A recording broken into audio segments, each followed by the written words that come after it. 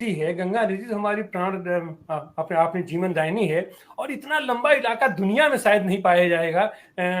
इतनी उर्वरा भूमि, पूरा गंगा घाटी का, गंगोत्री से लेकर के गंगा सागर तक।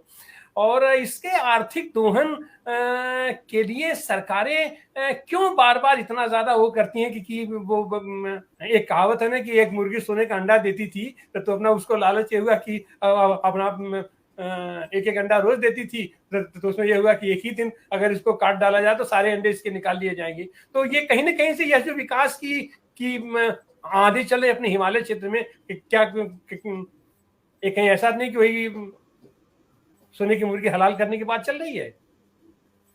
हाँ, बिल्कुल यही है। आपका जो ये नज़रिया है बिल्कुल सही है, क्योंकि ये जो विकास का स्वरूप है, ये हमारी संस्कृति, हमारी सनातन जीवन शैली और परंपराओं से मेल नहीं खाता।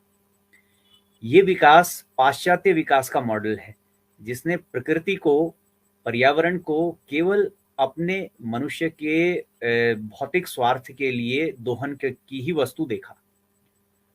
उन्होंने एक ने और हम वो हैं जो हम लोगों की जो सनातन परंपरा रही है, वो पृथ्वी शांति, द्योहो शांति, वनस्पतयः शांति, सब जगह सर्वत्र जो है हमने उस शांति और उस एकात्म रूप से हर एक को उस वसुधैव कुटुंबकम, हम एक परिवार हैं, उस भाव से देखा। आज भी हमारी जो परंपराएं, शादी ब्याह होते हैं कहीं, उन वहां पर अगर किन्हीं वृक्ष वनस्पतियों का उपयोग होता है तो उनको लाने से पहले आप विधान देखिए, हम उन पक्षियों से तक क्षमा मांगते हैं जिनका उनके ऊपर कभी वास रहा है। उन मंत्रों में ये विधान दिए हैं। तो हमने उस एकात्मता का रूप देखा, हमने उस एक, इसीलिए तो हमने नदियां हमारी माँ स्वरूप है।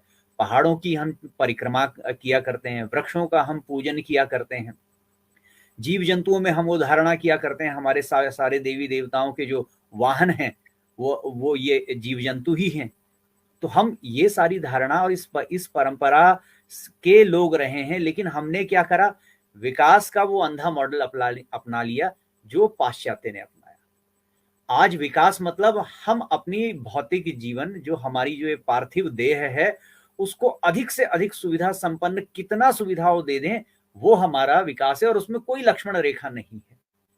आज आज अमेरिका का व्यक्ति जो है भारत के व्यक्ति से 8 गुना अधिक बिजली खपत करता है। मतलब जो पर कैपिटा एनर्जी कंजम्पशन है वो 8 गुना अधिक है। हम उनको ही विकसित देख रहे हैं। हम इस मापदंड को विकास देखते हैं कि हम कितने बड़ा उपभोक्ता हैं। इसीलिए जो ये मार्केट, जो बाजार केंद्रित और बाजार के नजरिए से जो ये विकास है, इसमें क्या हुआ, गुण और मूल्य पृष्ठभूमि में चले गए। गुण और मूल्यों का और आदर्शों का कोई स्थान नहीं रहा। इसीलिए आज बड़ा आदमी वो है जिसके पास, जो बहुत बड़ा धनाढ्य है, जिसके पास बहुत पैसा है, जिसके पास बड़ी बड़ी लग्जरी गाड़ियां हैं, वो आदर्श बन रहे हैं, लेकिन कोई फकीर नहीं है। आज हमारी धार्मिक जगत में भी इसी प्रकार से विकृतियां आ रही हैं। जिनके पास जितनी अधिक माया है, जिनके पास जितने मठ हैं, जिनके पास जितने मंदिर हैं, जितने बड़े महामंडलेश्वर हैं, वो बड़े हो गए। ज्ञान की, भक्ति की, चरित्र की और आदर्शों का कोई मूल्य नहीं रहा। और इसी कारण से ये आपदाओं को जन्म दे रहा है, क्योंकि हमने जो है जो विकास है, हमने उस विकास को केवल भौतिक रूप से देख लिया, हमने उस विकास को केवल बाह्य रूप से देख लिया, आंतरिक, चारित्रिक और आध्यात्मिक विकास को उससे हटा दिया, जो कि उसका मूल अंग होना चाहिए था। और जब उसका वो मूल अंग था, तो इसी देश में आप देखिए कैसी कैसी कलाओं और विधाओं ने जन्म लिया, कैसे कैसे नृत्य, भरतनाट्यम, कैसी कैसी शिल्प कलाओं ने यहाँ जन्म लिया। जब तक अंग्रेज यहाँ नहीं आए थे, तभी भी जो है पूरे यूरोपियन इकोनॉमी का 27% जो है वो भारत कंट्रीब्यूट करता था, और जब अंग्रेज गए निचोड़ के, तो खाली 3 से 4% तक छोड़ा। हमारी सारी कलाएं नष्ट हो गई।